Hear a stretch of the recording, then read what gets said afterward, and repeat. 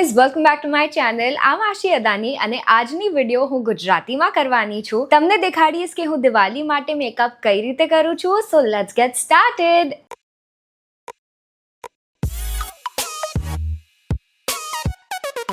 મેં રિસેન્ટલી એક વિડીયો ગુજરાતીમાં કરી હતી અને તમને લોકોને એ બહુ ગમી હતી. So I thought why not do an in depth detail tutorial જે તમે દિવાળીમાં પણ યુઝ કરી શકો. તો આમાં પ્રોડક્ટ્સ પર એટલું ધ્યાન નહીં આપતા, ખાલી ટેકનિક પર ધ્યાન આપજો જે તમને તમારા એક્ઝિસ્ટિંગ પ્રોડક્ટ્સથી બહુ સારું લુક કઈ રીતે લાવવાનું તમને શીખવાડશે. તો ચાલુ કરીએ.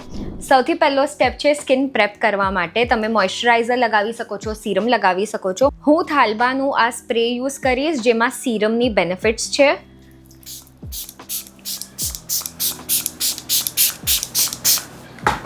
આ મારો મેકઅપ બહુ ગ્લોઈ રાખશે અને આખા દિવસ માટે મારી સ્કિન હાઇડ્રેટેડ રહેશે, એટલે કોઈ ક્રેક્સ કે ક્રીસીસ નહીં આવે.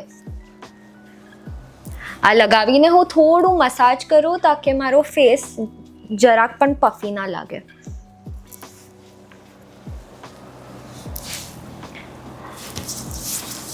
ઇન્સ્ટન્ટલી ફેસ ગ્લોઈ લાગે છે. હવે હું યુઝ કરીશ એક બ્લરિંગ પ્રાઇમર. આનાથી મારા પોર્સ જે પણ છે એ કવર થઈ જશે, મારી સ્કિન સ્મૂથ થઈ જશે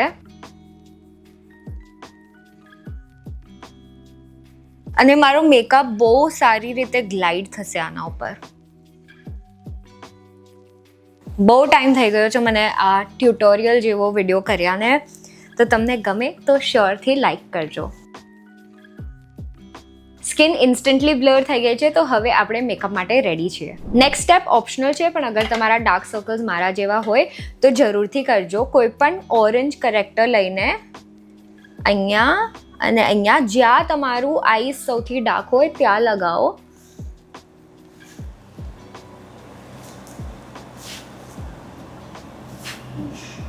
અને કોઈ પણ નાનું બ્રશ લઈને ખાલી એ જ એરિયા પર ફોકસ કરીને બ્લેન્ડ કરો.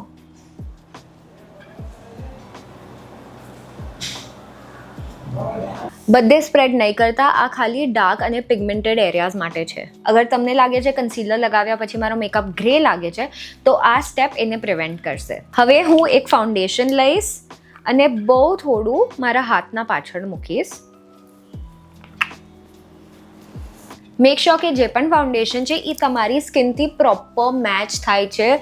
એક સ્ટેપ ડાર્ક હશે તો ચાલશે, પણ એક સ્ટેપ લાઇટ ના હોવું જોઈએ. તમારી બોડી સાથે મેચ થાય એવો ફાઉન્ડેશન લેજો.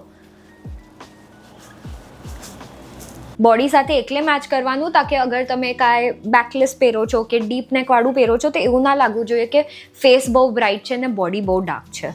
હું ફાઉન્ડેશન ધીરે ધીરે બ્રશથી લઈને ફેસ ઉપર બ્લેન્ડ કરું છું. તમે જુઓ છો કે હું આવી રીતે ટેપિંગ મોશનથી કરું છું, એટલે ફાઉન્ડેશન બરાબર બ્લેન્ડ થાય. આની પછી હું લઈશ કન્સીલર. અગર તમારા ડાર્ક સર્કલ્સ નથી તો તમે ફાઉન્ડેશન જ અંડર આઈઝ પર લગાવી શકો છો. અને કન્સીલરને હું આવી રીતે 4-5 ડોટ્સ યુઝ કરીશ અને થોડીક વાર સેટલ થવા દઈશ. ત્યાં સુધી હું એક કપડું લઈને મારી સ્માઇલ લાઇન્સ જ્યાં પણ છે ત્યાંથી ફાઉન્ડેશન હટાવી દઉં છું. અગર તમારી લાઇન સર્ટન જગ્યાએ પડતી જ હોય છે તો ત્યાંથી ફાઉન્ડેશન હટાવી દેવાનું, નહીં તો એ ક્રીઝ થઈ જશે. જ્યાં સુધી મારું કન્સીલર સેટ થાય છે ત્યાં સુધી હું એક આઈબ્રાવ પેન્સિલ લઈશ અને મારી આઈબ્રાવના નીચે આવી રીતે એક લાઇન ડ્રો કરીશ અને પછી અપવર્ડ સ્ટ્રોક્સ આપીશ. નાના નાના, બહુ ડાર્ક નહીં, બહુ હલકા હાથથી એકદમ end of the pencil touch કરીને લાઇન્સ બનાવો. આવી રીતે ખાલી બહુ નેચરલી ફીલ કરવાનું, બહુ એકદમ ડાર્ક શેપ પાડવાની ટ્રાય નહીં કરતા, નહીં તો બહુ ફેક લાગશે. અને પછી હું એક બ્રાઉ વેક્સ લઉં છું. આ સ્ટેપ તમે સ્કીપ પણ કરી શકો છો, પણ મને બહુ કલાક માટે આઈબ્રાવ પરફેક્ટ જોઈએ તો બ્રાઉ વેક્સ યુઝ કરવાનું અને ખાલી આઈબ્રાવને ઉપરની દિશામાં કોમ્બ કરી દેવાનું. હવે હું એક કન્સીલર બ્રશ લઈશ જે નાનું હોય પણ ડેન્સલી પેક્ડ હોય, એટલે પ્રોડક્ટ બધે સ્પ્રેડ ના થાય, જ્યાં તમને લગાવવું હોય ત્યાં જ સ્પ્રેડ થાય. હવે જ્યાં કન્સીલર લગાવ્યું છે ત્યાં ખાલી એ જ એરિયામાં સ્પ્રેડ કરો. બધે ઉપર નીચે કરશો તો કન્સીલરનો પોઈન્ટ હટી જશે.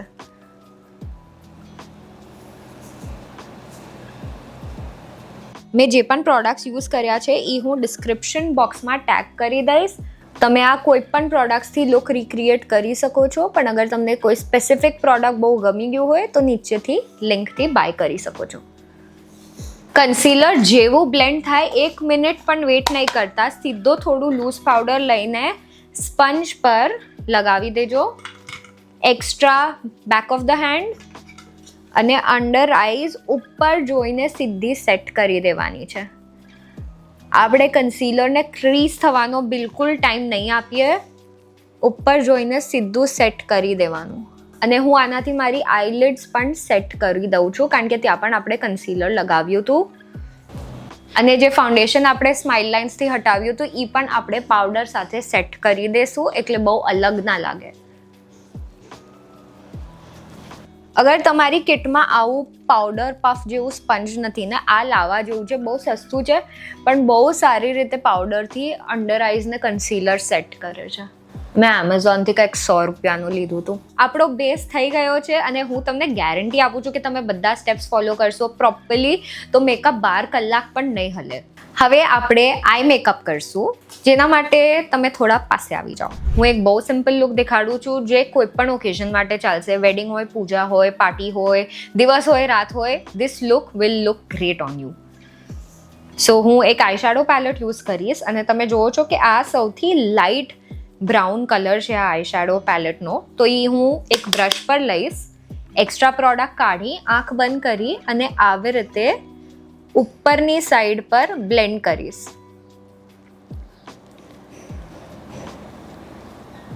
આનાથી ડેફિનેશન આવશે તમારી આઈઝમાં. હવે હું એનાથી થોડું નાનું બ્રશ લઈ અને આ પેલેટમાં સેકન્ડ ડાર્કેસ્ટ જે શેડ છે આ વાળો એ લઈશ અને બહારની સાઈડ લગાવીશ. અહીંયા જે આઉટર વી ઓફ ધ આઈ છે ત્યાં લગાવીશ.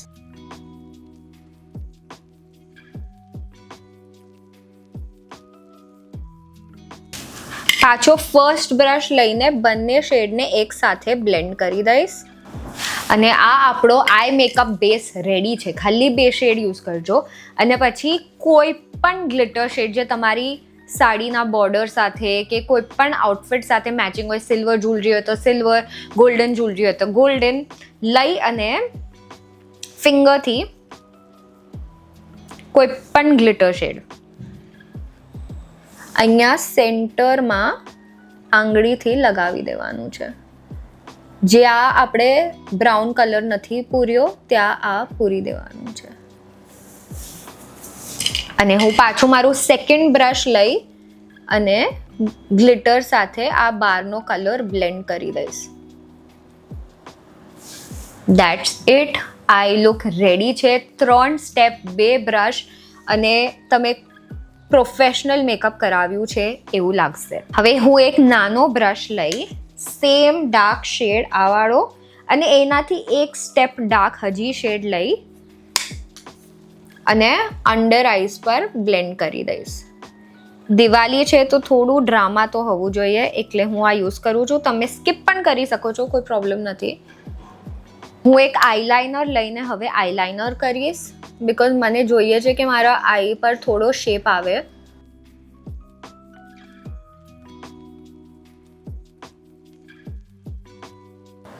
એકદમ નાના નાના સ્ટ્રોક્સ લઈને હું મારી આઈ લાઇન કરું છું.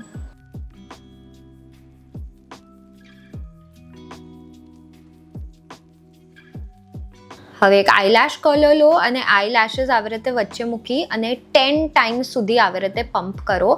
આનાથી આઈલેશેસ તમારા બહુ મોટા લાગશે. ફોલ્સ લેશેસ પહેરવાની કોઈ જરૂર નહીં પડે અને થોડું ડ્રામા ઇમ્પોર્ટન્ટ છે. મારા લેશેસ તો એકદમ નોન એક્ઝિસ્ટન્ટ છે તો થોડું પુશની જરૂર છે. હવે કોઈ પણ મસ્કારા લઈ અને મસ્કારાના 2 કોટ કરી દેવાના આવી રીતે આઈલેશેસ ઉપર.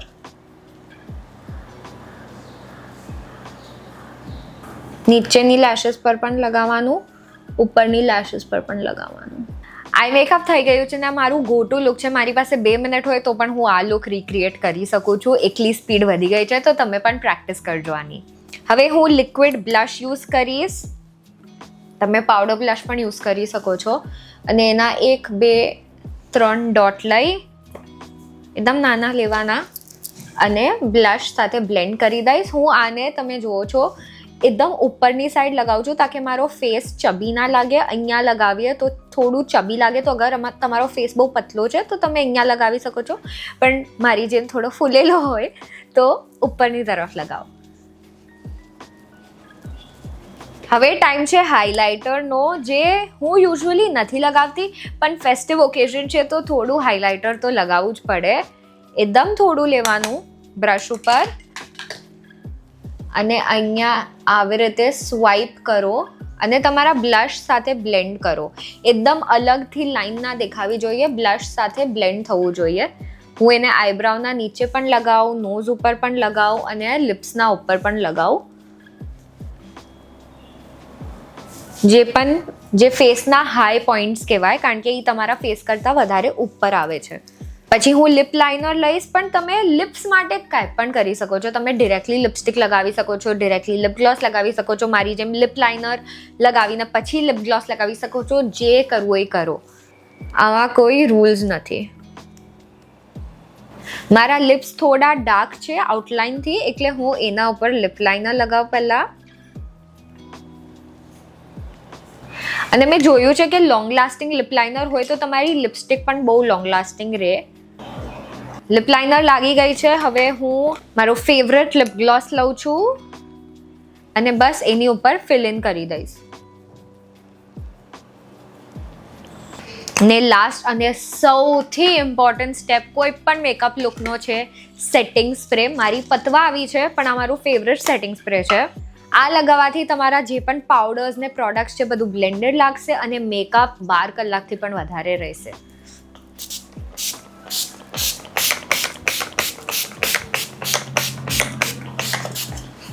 હું થોડું એક્સ્ટ્રા જ લગાવી દઉં છું, આટલું ના લગાવવાનું હોય. અને આને જરાક પણ ટચ નથી કરવાનું. ફેસ એકદમ હવાથી જ ડ્રાય કરવાનું. હું યુઝ્યુઅલી એસીના નીચે જઈને ઊભી રહી જાઉં, યા તો આવી રીતે ફેનથી કે મિરરથી ડ્રાય થવા દઉં. આ તમારો મેકઅપ લોક કરી દેશે અને મેકઅપ લુક રેડી છે.